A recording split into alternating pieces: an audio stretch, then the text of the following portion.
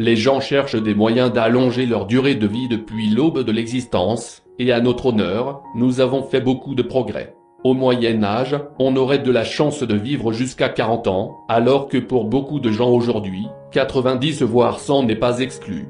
Mais un homme a non seulement découvert le secret d'une longue vie, il a peut-être été la personne la plus âgée à avoir jamais vécu. Et quand vous entendrez son histoire, vous serez totalement captivé. Voici Lee Ching-yun. Selon un article du New York Times de 1930, il aurait vécu jusqu'à 256 ans. En 1928, le professeur Wu Chung-chie de l'université de Chengdu a découvert des documents félicitant Li pour son 150e anniversaire en 1827, et encore plus de documents le félicitant pour son 200e anniversaire en 1877.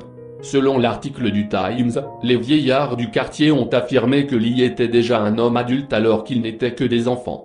Li a commencé sa carrière d'herboriste à seulement 10 ans et, pendant près de 40 ans, a eu un régime composé principalement d'herbes, de baies de goji, de lingezie, de ginseng sauvage, de ichou, de gotu kola et de vin de riz. Il a continué cela pendant les 100 prochaines années de sa vie. À l'âge de 71 ans, en 1749, il rejoint l'armée chinoise en tant qu'instructeur d'arts martiaux. Il était un membre bien aimé de sa communauté et se serait marié 23 fois, engendrant quelques 200 enfants dans le processus. Mais soi-disant, il n'était même pas l'homme le plus âgé qu'il connaissait. Un de ses disciples a affirmé que Li avait rencontré un jour un homme de 500 ans qui lui avait enseigné des exercices de Qigong et un régime spécial riche en herbes qui peut aider les gens à vivre une vie extraordinairement longue.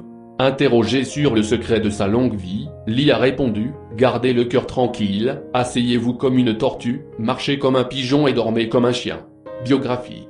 Li Ching-yun est né en 1677 à Shijiang-yi, dans la province du Sichuan. Il a passé la majeure partie de sa vie dans les chaînes de montagnes à cueillir des herbes et à connaître les méthodes de longévité. En 1748, à l'âge de 71 ans, il s'installe à Kaïchien pour rejoindre l'armée chinoise en tant que professeur d'arts martiaux et conseiller tactique. En 1927, Lee Ching-yun fut invité par le général Yang Sen à lui rendre visite à Wanchien, au Sichuan. Le général était fasciné par sa jeunesse, sa force et ses prouesses malgré son âge avancé. Sa célèbre photo y a été obtenue. De retour chez lui, il mourut un an plus tard. Certains disent de cause naturelle, d'autres prétendent qu'il a dit à des amis que j'ai fait tout ce que j'avais à faire dans ce monde. Je vais maintenant rentrer chez moi, puis a laissé son esprit partir. Après la mort de Li, le général Yang Sen a enquêté sur la vérité sur ses antécédents et son âge. Il a rédigé un rapport qui a ensuite été publié. En 1933, des personnes interrogées de sa province natale se souvenaient de l'avoir vu lorsqu'elle était enfant et qu'il n'avait pas beaucoup vieilli de leur vivant. D'autres ont rapporté qu'il avait été ami avec leur grand-père. La vérité sur sa longue vie ne sera peut-être jamais élucidée. Référence sur Maître Lee Ching-yun. La nécrologie de Li a été imprimée dans le New York Times, le Time Magazine et d'autres publications. L'article du Time Magazine dit qu'en 1930, le professeur Wu Chung-chie, de l'université de Chengdu, a trouvé des documents du gouvernement impérial chinois félicitant Lee Ching-yun pour son 150e anniversaire en 1827. Dans son livre Anciens secrets de la jeunesse, Peter Kelde raconte une histoire remarquable sur Lee Ching-yun, racontée par l'un de ses disciples, le maître de Taiji Quan Daliu. Il a raconté qu'à 130 ans, Maître Li a rencontré un ermite plus âgé dans les montagnes qui lui a enseigné le Bagazeng et une série de Qigong avec des instructions de respiration, un entraînement au mouvement coordonné avec des sons spécifiques et des recommandations diététiques. Daliu rapporte que son maître a dit que sa longévité est due au fait que j'ai effectué les exercices tous les jours, régulièrement, correctement et avec sincérité, pendant 120 ans. Dr Yang Jwing-ming, dans son livre Muscle Tendon Changing Marrow Brainwashing Qigong, dit que Lee Ching-yun était un herboriste chinois qualifié en Qigong qui a passé la majeure partie de sa vie dans les montagnes. En 1927, le général de l'armée nationale révolutionnaire Yang Sen l'a invité dans sa résidence de Wanchien, dans la province du Sichuan, où la photo présentée dans cet article a été prise. Le général chinois Yang Sen a écrit un rapport à son sujet, un compte-rendu factuel de l'homme porte-bonheur de 250 ans, où il a décrit l'apparence de Lee Ching-yun. Il a une bonne vue et une foulée rapide, Lee mesure 7 pieds de haut, a de très longs ongles et un teint roux. Stuart Alvolson a écrit en 2002 le livre Qigong Teachings of the to Immortal, The 8 Essential Exercises of Master Li Qingyun. Dans ce livre, il enseigne la pratique du Qigong aux 8 brocars apprises avec le maître de Tai Chi Quan Tete Liang, Liang Tung Tsai, qu'il a apprise du général Yang Sen. Les pratiquants de Jiulong Bagazeng, également connu sous le nom de Nine Dragon 8 Diagramme Palm, affirment que son art a été conçu par le sage taoïste Li Qingyun, suivez la référence parmi les liens externes.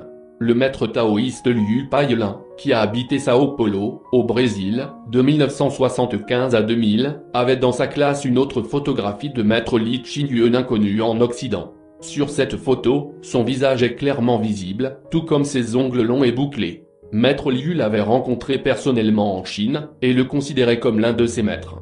Il avait l'habitude de dire que Maître Li lui avait répondu que la pratique taoïste fondamentale est d'apprendre à garder le vide au Huai.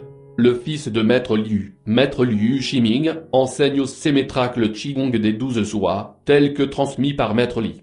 Herboriste chinois. Li Qingyun serait également un véritable herboriste chinois, partisan de l'utilisation du gotu kola et d'autres herbes chinoises pour conquérir la longévité. Un éclairage intéressant a été jeté sur les propriétés uniques du Fo Titiung, gotu kola, par un sage indien de 107 ans nommé Nando Narayan, qui a affirmé que l'herbe fournit l'ingrédient manquant dans l'alimentation d'un homme, sans lequel, il ne peut jamais contrôler les maladies et la carie. Il a trouvé que c'était, dans la pratique, le meilleur de tous les toniques et nutriments à base de plantes. Des doutes sur son âge réel. Il est peu probable que son âge soit un jour authentifié, et la plupart des autorités médicales doutent qu'une telle mortalité soit humainement possible. Selon la légende, au cours de sa vie, il eut 23 épouses et environ 200 descendants. Bien qu'il ne soit pas reconnu dans le monde occidental, les enregistrements chinois, s'ils sont exacts, feraient de Li Qingyun de loin l'homme le plus âgé du monde, dépassant le record officiel, même tout autre âge revendiqué, de plus de 100 ans.